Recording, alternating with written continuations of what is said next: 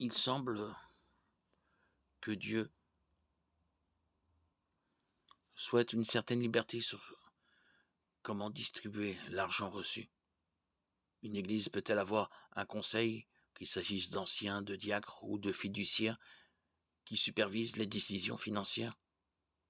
La congrégation d'une église peut-elle donner son avis et superviser les questions financières importantes? Une église peut-elle nommer une seule personne telle qu'un trésorier ou un pasteur principal pour être chargé de toutes les finances? À ces trois questions, une seule réponse: oui.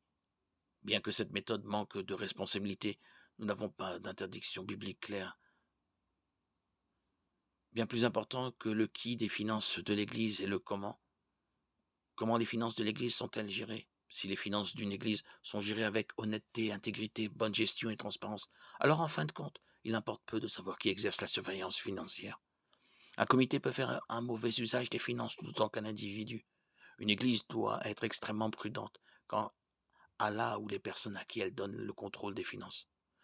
Les qualifications de ne pas être attiré par le gain et bien diriger sa propre maison, 1 Timothée 3:3-5, devraient certainement s'appliquer.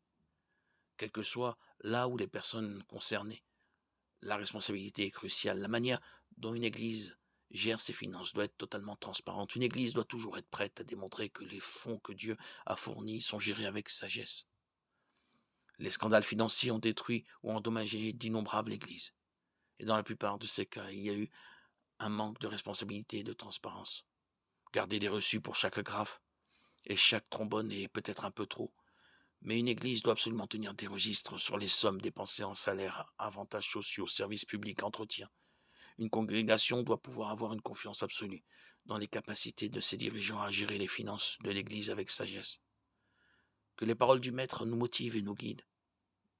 C'est bien, bon et fidèle serviteur. Tu as été fidèle en peu de choses, je te confierai beaucoup.